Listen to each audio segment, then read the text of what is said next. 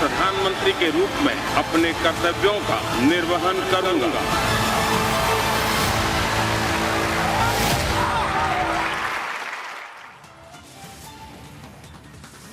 ನೇರ ಪ್ರಸಾರದ ದೃಶ್ಯಗಳನ್ನು ನೋಡ್ತಾ ಇದ್ದೀರಾ. ಮೋದಿ ಸಂಪುಟ ಪದಗ್ರಹಣ ಸಮಾರಂಭದ ದೃಶ್ಯಗಳು. ಇನ್ನೇನು ಕೆಲವೇ ಕ್ಷಣಗಳಲ್ಲಿ ಸಮಾರಂಭ ಆರಂಭ ಆಗುತ್ತೆ. VVIPs ಎಲ್ಲ ಹೋಗಿ ಕೂತ್ಕೋತಾ ಇದ್ದಾರೆ. ದೇಶ ವಿದೇಶಗಳಿಂದ ಬಂದಿರತಕ್ಕಂತಹ ಗಣ್ಯರು ನೋಡಿ, ಜನಸಾಗರ ಸೇರಿರ್ತಕ್ಕಂಥದ್ದು. ಸುಮಾರು 8,000 ಗಣ್ಯರು ನೆರೆದಿರ್ತಕ್ಕಂಥ ಒಂದು ವಿಶೇಷವಾದ ಸಮಾರಂಭ. ತೆಲುಗು ನಟ ಪವನ್ ಕಲ್ಯಾಣ್ ಇರಬಹುದು, ಇನ್ನೂ ಅನೇಕ ಗಣ್ಯರಿಗೆ, ಭಾರತದಾದ್ಯಂತ ಅನೇಕ ಗಣ್ಯರಿಗೆ ಆಹ್ವಾನ ಕೊಡಲಾಗಿದೆ. ಬೇರೆ ಬೇರೆ ದೇಶಗಳಿಂದನೂ ಕೂಡ ಸಾಕಷ್ಟು ಜನ ಆಗಮಿಸಿದ್ದಾರೆ.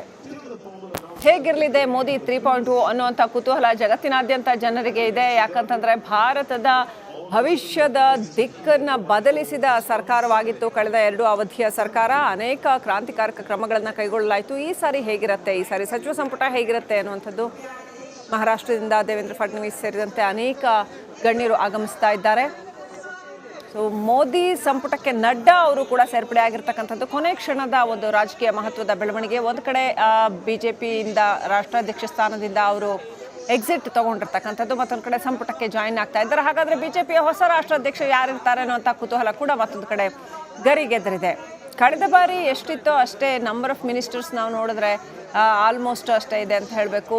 ಎಷ್ಟು ಜನರನ್ನ ಸೇರಿಸ್ಕೋತಾರೆ ಅನ್ನುವಂಥದ್ದು ಈ ಸಾರಿ ಸಂಖ್ಯೆಯಲ್ಲಿ ವೇರಿಯೇಷನ್ ಆದರೂ ಕೂಡ ರಿಸಲ್ಟ್ನಲ್ಲಿ, ಫಲಿತಾಂಶದಲ್ಲಿ BJPಯ ಒಟ್ಟು ಸಂಸದರ ಸಂಖ್ಯೆಯಲ್ಲಿ ವೇರಿಯೇಷನ್ ಆದರೂ ಕೂಡ ಸಚಿವ ಸಂಪುಟದಲ್ಲಿ ಅಂಥ ಗಣನೀಯವಾದಂಥ ಬದಲಾವಣೆ ಏನೂ ಆಗುವಂಥದ್ದು ಕಾಣ್ತಾ ಇಲ್ಲ. ಕಳೆದ ಸಾರಿ ಯಾವ ರೀತಿಯ ಒಂದು ಜವಾಬ್ದಾರಿಯುತವಾದಂಥ ಸಚಿವ ಸಂಪುಟ ಇತ್ತೋ ಈ ಸಾರಿಯೂ ಕೂಡ ಅಂಥದ್ದನ್ನು ಅಷ್ಟೇ ದೊಡ್ಡ ಪ್ರಮಾಣದ ಸಚಿವ ಸಂಪುಟ ಇರತ್ತೆ ಅಂತ ಹೇಳಲಾಗ್ತಾ ಇದೆ. ವಿವಿಧ ಭಾಗಗಳಿಂದ ಧಾರ್ಮಿಕ ನಡಿ ಈಗ ಶುರು ಮಾಡೋಣ.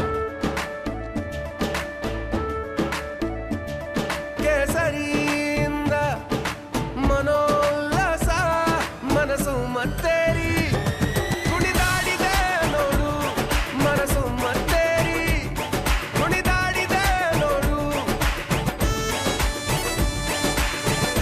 ಕ್ಷಣ ಕ್ಷಣವೂ ಆಚರಿಸಿ ಕೇಸರಿ ಹಬ್ಬ. ವಿಮಲ್ ಬಾಯಲ್ಲಿ ಹೇಳಿ ಕೇಸರಿ. ನಾಯಕರು, ಮುಖಂಡರುಗಳು, ವಿವಿಧ ಪಂಥಗಳ ಗುರುಗಳು ಇವರೆಲ್ಲರೂ ಕೂಡ ಆಗಮಿಸ್ತಾ ಇದ್ದಾರೆ. ಇನ್ನು ಈ ಸಾರಿ ಮತದಾರ ಕೊಟ್ಟಿರ್ತಕ್ಕಂಥ ರಿಸಲ್ಟ್ ನೋಡಿದ್ರೆ ಕಳೆದ ಬಾರಿಗಿಂತ ಹೆಚ್ಚು ದಕ್ಷಿಣಕ್ಕೆ ಪ್ರಾಶಸ್ತ್ಯ ಸಿಕ್ಕಿದೆ. ದಕ್ಷಿಣ ಭಾಗದಿಂದ ಹೆಚ್ಚು ಸಂಸದರನ್ನು ಆಯ್ಕೆ ಮಾಡಿ ಕಳಿಸಲಾಗಿದೆ.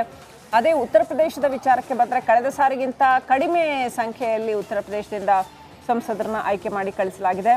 ಸೊ ಹೇಗಿರುತ್ತೆ ಈ ಸಾರಿ ಅನ್ನೋಂಥದ್ದು ಇನ್ನೊಂದು ಬಹಳ ಮಹತ್ವದ ವಿಚಾರ. ಈ ಒಂದು ಗೌರ್ಮೆಂಟ್ ಫಾರ್ಮೇಷನಲ್ಲಿ ಅದಕ್ಕೆ ಹೋಗೋದಕ್ಕಿಂತ ಮುಂಚೆ ನಾವು ನೋಡ್ತಾ ಇದ್ವಿ, ಬೇರೆ ಬೇರೆ ಸಮುದಾಯದ ಸ್ವಾಮೀಜಿಗಳು ಇರಬಹುದು ಅಥವಾ ಗುರುಗಳು ಇರಬಹುದು, ಅವರೆಲ್ಲರೂ ಕೂಡ ಆಗಮಿಸ್ತಾ ಇರ್ತಕ್ಕಂಥದ್ದು.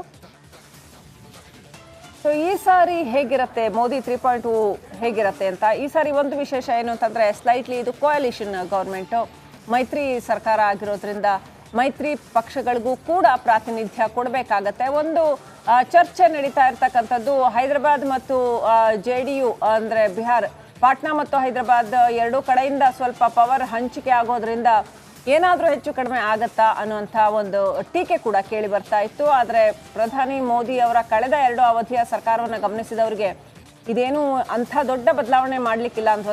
ಅವರ ತಂತ್ರಗಾರಿಕೆ ಅನ್ನೋದು ಕೇವಲ ಎಲೆಕ್ಷನ್ಗೆ ಮಾತ್ರ ಸೀಮಿತ ಆಗಿರೋದಿಲ್ಲ, ಅದು ಆನಂತರದ ಗವರ್ನೆನ್ಸ್ಗೂ ಕೂಡ ಅದು ಅಪ್ಲೈ ಆಗುವಂಥದ್ದು. ಸೊ ಹಾಗಾಗಿ ಅಂಥ ದೊಡ್ಡ ಬದಲಾವಣೆ ಏನೂ ಆಗಲಿಕ್ಕಿಲ್ಲ ಅನ್ನುವಂಥ ಒಂದು ಆತ್ಮವಿಶ್ವಾಸ BJP ಪಾಳ್ಯದಲ್ಲಿ ಕಂಡು ಬರ್ತಾ ಇದೆ.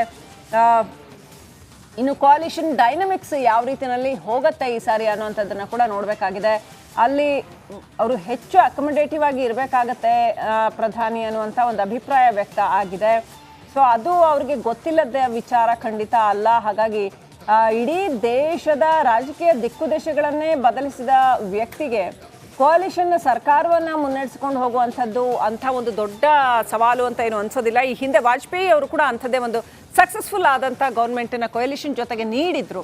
ಹಾಗಾಗಿ ಅಂಥ ಒಂದು ಹಿನ್ನೆಲೆ ಪಕ್ಷಕ್ಕೆ ಇರೋದ್ರಿಂದ, ಜೊತೆಗೆ ಈ ಸಾರಿ ಅತ್ಯಂತ ಚಾಣಾಕ್ಷ ಜನಗಳು, ಅತ್ಯಂತ ನುರಿತ, ಉದಾಹರಣೆಗೆ HD ಕುಮಾರಸ್ವಾಮಿ ಅಂಥವ್ರು ಮೋದಿ ಸಂಪುಟದಲ್ಲಿದ್ದಾರೆ. ಅಂಥ ಒಂದು ಕರ್ನಾಟಕದ ಪಾಲಿಗಂತೂ ಒಂದು ವಿಶೇಷವಾದಂಥ ರಾಜಕೀಯ ಸಂಭ್ರಮ ಅಂತಲೂ ಕರಿಬೋದು, ರಾಜಕೀಯ ವಿದ್ಯಮಾನ ಅಂತಲೂ ಕರಿಬೋದು. ನೋಡಿ, ಕರ್ನಾಟಕ ರಾಜ್ಯದ ರಾಜಕಾರಣದಲ್ಲಿ HD ಕುಮಾರಸ್ವಾಮಿ ಅವರು ಒಂದು ಚಾಣಾಕ್ಷ ರಾಜಕೀಯವನ್ನು ಕಂಡಂಥವ್ರು, ಕೊಟ್ಟಂಥವ್ರು. ಸೊ ಅವರು ಇವತ್ತು ಮೋದಿ ಸಂಪುಟದಲ್ಲಿ ಮಂತ್ರಿ ಆಗಿದ್ದಾರೆ ಅಂತ ಹೇಳುವಂಥದ್ದು ರಾಜಕೀಯದ ವಿಶೇಷತೆಗಳಲ್ಲಿ ಒಂದು. ರಾಜಕಾರಣದಲ್ಲಿ ಯಾವಾಗ ಏನು ಬೇಕಾದರೂ ಆಗಬಹುದು. ಸೊ ಇವತ್ತು ಎಚ್ ಡಿ ಕುಮಾರಸ್ವಾಮಿ ಅವರು ಕರ್ನಾಟಕದ ಮುಖ್ಯಮಂತ್ರಿ ಆಗಿದ್ದಂಥವರು, JDS ಪಕ್ಷವನ್ನ ಕಟ್ಟಿ ನಿಲ್ಲಿಸಿದಂಥವರು, ಜೊತೆಗೆ BJP ವಿರುದ್ಧವಾಗಿ ಹೋರಾಡಿದಂಥವರು ಇವತ್ತು ಮೋದಿ ಸಂಪುಟದಲ್ಲಿ ಮಂತ್ರಿ ಆಗ್ತಾ ಇದ್ದಾರೆ. ಒಳ್ಳೇದು ಕೆಟ್ಟದು ಅಂತ ನಾವು ಹೇಳೋದಕ್ಕೆ ಬರೋದಿಲ್ಲ, ಆದರೆ ಒಂದು ವಿಶೇಷ ವಿದ್ಯಮಾನ ಅಂತಂತೂ ಗಮನಿಸಬಹುದು ಇದನ್ನು. ಹಾಗಾಗಿ ಏನೂ ಆಗಬಹುದು ರಾಜಕಾರಣದಲ್ಲಿ, ಇದು ಹೀಗೆ ಅಂತ ಹೇಳೋಕ್ಕಾಗಲ್ಲ, ಯಾವತ್ತು ಏನೂ ಆಗಬಹುದು ಅನ್ನುವಂಥದ್ದು.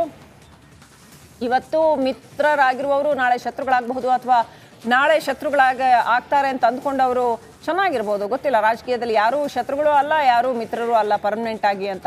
ಹಾಗಾಗಿ ಕೋalition ಬಗ್ಗೆ ಅಷ್ಟೊಂದು ತಲೆ ಕೆಡಿಸ್ಕೊಳ್ಬೇಕಾಗಿಲ್ಲ ಅನ್ನೋದು BJP ಪಾಳೆಯದ ಉತ್ತರ ಅದಕ್ಕೆ. ಇನ್ನು ಈ ಸಾರಿ